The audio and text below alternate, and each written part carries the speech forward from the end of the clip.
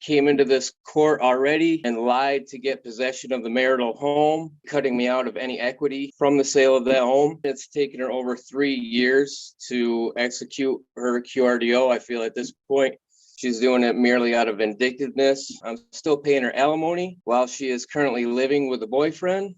Robert Postmus versus Amy Postmus. This matter is before the court on the defendant's notice for entry of order in this matter from a prior hearing. I guess I'll ask Mr. Postmus, are you opposing the entry of that order? Yes, Your Honor, I am.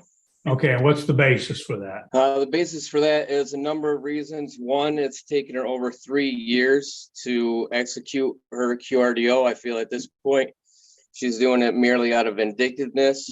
Reason number two is she has came into this court already and lied to get possession of the marital home, stating that she had the ability to refinance it when she did not. She had her mother refinance it. Two, stating that she had no intent to sell. That home is now currently listed as pending for sale for $71,000 more than she attained it for. She listed it for sale within 2 weeks of getting the quit claim signed. She had every intent at that time to sell the home and is now in the process of selling it. So basically cutting me out of any equity from the sale of that home. Three, I'm still paying her alimony while she is currently living with a boyfriend. Feel that she has taken enough, more than her fair share already, and that this measly $6,000 that she'd get from my 401k is beyond extensive. Okay, thank you. Mr. Padol? Yes, good morning, Your Honor. I don't think that anything that Mr. Postmus has raised is relevant to the issue that's before the court today, Your Honor. Judgment was entered in this case on 6/25/2020. In that judgment, Ms. Postmus was awarded half the retirement account. Case law would state in statute further that and can go beyond that if Ms. Postmus renews the judgment. So the fact that it's been only 3 years is well within that time, Your Honor.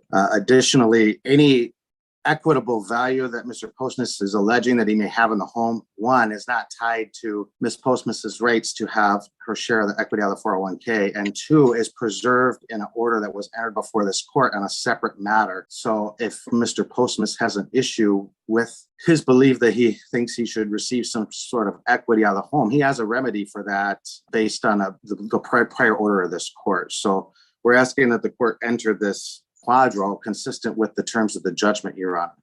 Okay, thank you.